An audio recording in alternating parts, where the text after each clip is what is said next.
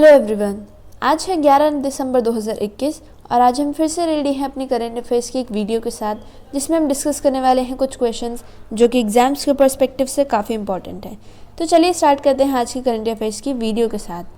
आज का first question है, महापरिनिर्वाण इज़ बीइंग सेलिब्रेटेड ऑन। महापरिनिर्वाण कब मनाया जाता है? तो इसका करेक्ट आंसर ऑप्शन ए 6 दिसंबर। हर साल 6 दिसंबर को महापरिनिर्वाण दिवस मनाया जाता है। इसे मनाते हैं on the 66th death anniversary of B R Ambedkar. B R Ambedkar, जिन्हें फादर ऑफ कॉन्स्टिट्यूशन भी कहा जाता है, उनकी 66th डेथ एनिवर्सरी पर इसे मनाया जाता है और इसे इस बार मनाया जा रहा है आज़ादी का अमृत महोत्सव सेलिब्रेशंस में। और इसी उपलक्ष्य में बहुत से सेलिब्रेशंस भी हुए और बहुत से ट्रिब्यूट्स भी दिए गए, जिसमें एक ट्रिब्यूट ये भी था कि पार्लियामेंट हाउस में प्रेसिडेंट रामनाथ कोविंद और प्राइम मिनिस्टर नरेंद्र मोदी ने पार्टिसिपेट किया। अब आप सोच रहे होंगे कि इसे महापरिनिर्वाण क्यों कहा जाता है। वो इसलिए, अगर हम इसकी हिस्ट्री जानें तो हमें पता लगेगा कि डॉक्टर भीमराव अंबेडकर मेहर कास्ट से बिलोंग करते थे, लेकिन बाद में उन्होंने बुद्धिज़्म को अपना लिया और बुद्धिज़्म में जब गौतम बुद्ध की डेथ हुई उसे महापरिनिर्वाण कहा गया।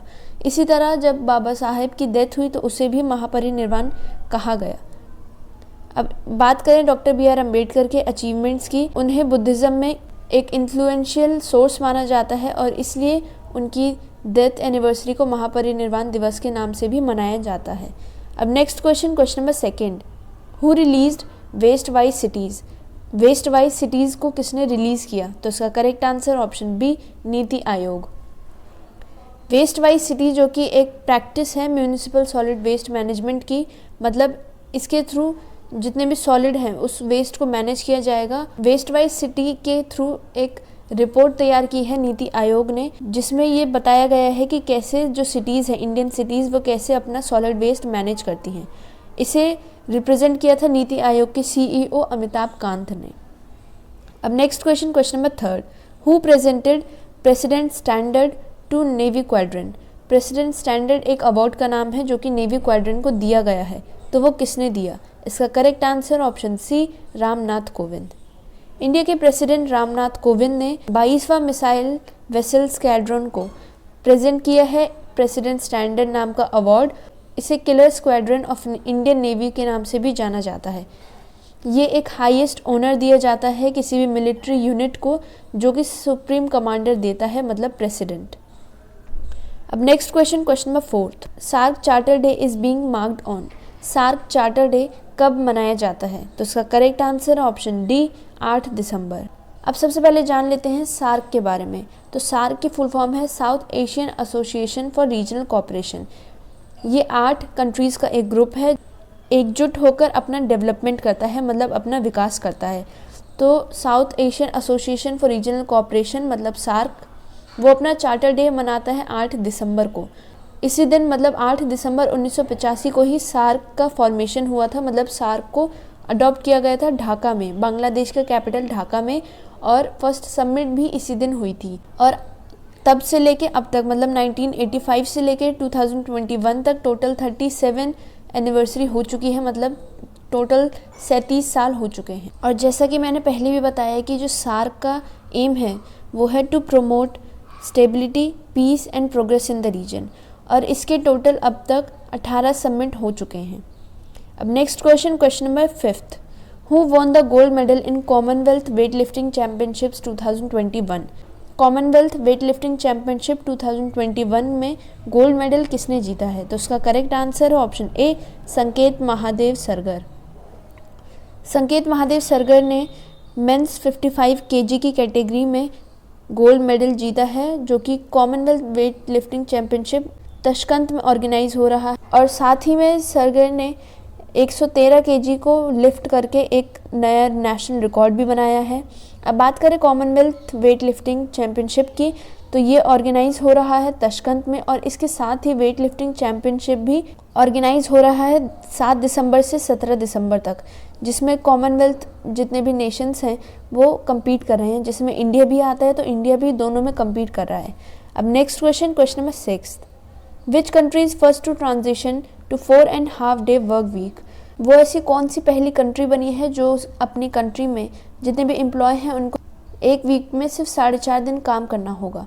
तो इसका करेक्ट आंसर है ऑप्शन बी, यूएई। यूएई जिसकी फुल फॉर्म है यूनाइटेड अरब एमिरेट्स, उसने एक नया रूल लागू किया है कि जनवरी 1 से, मतलब 1 जनवरी 2022 से जितने भी एम्प्लॉयज़ हैं उन्हें एक हफ्ते में सिर्फ 4.5 दिन ही काम करना होगा। इसके बाद यूएई पूरे वर्ल्ड में पहली एम्प्लॉय फ्रेंडली ट्रांजिशन कंट्री बनी है और इन्होंने ये किया है to improve productivity and work life balance.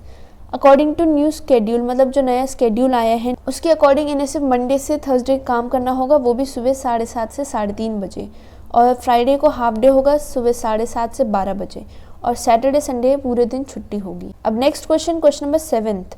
Sharada Menon passed away, she was associated with which field. हाल ही में सरदा मेनन की डेथ हो गई, वो कौन से फील्ड से एसोसिएटेड थी? तो उसका correct answer option C, psychiatrist. Sarada Menon एक साइकेट्रिस्ट थी। ये इंडिया की पहली ऐसी विमेन थी जो साइकेट्रिस्ट थी। इनकी अभी हाल ही में डेथ हो गई है एट द एज ऑफ 98। इनकी चेन्नई में डेथ हुई है जहां इनका घर था।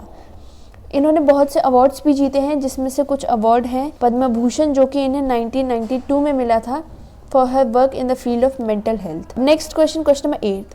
Who got reelected as Gambia's president. कौन गैम्बिया के नए प्रेसिडेंट बने? तो उसका करेक्ट आंसर है option D, Adam baro.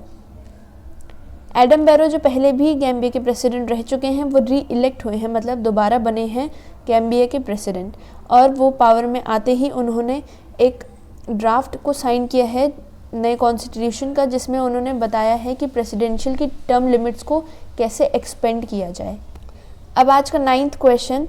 Who won Rabindranath Tagore literature prize. Rabindranath Tagore literature prize किसने जीता? तो उसका correct answer option A, Rajkamal Jha.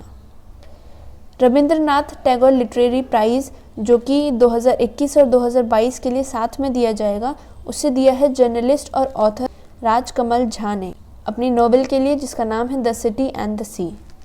अब आज का last question number 10th। Anti corruption day is being celebrated on. Anti corruption day कब मनाया जाता है? तो उसका करेक्ट आंसर ऑप्शन बी, 9 दिसंबर। हर साल 9 दिसंबर को एंटी करप्शन डे मनाया जाता है और इसे मनाते हैं to raise awareness on staying away from corruption, मतलब करप्शन हटाने के लिए, करप्शन को इरेडिकेट करने के लिए इस दिन को मनाया जाता है ताकि लोग अवेयर हों। और इस बार का जो थीम है, मतलब इंटरनेशनल एंटी करप्शन डे 2021 का थीम है योर राइट योर सोल से नो टू करप्शन। तो ये थी आज की करंट अफेयर्स की वीडियो। अगर आपको ये वीडियो अच्छी लगे तो लाइक करें, शेयर करें और चैनल को सब्सक्राइब करें। Thank you.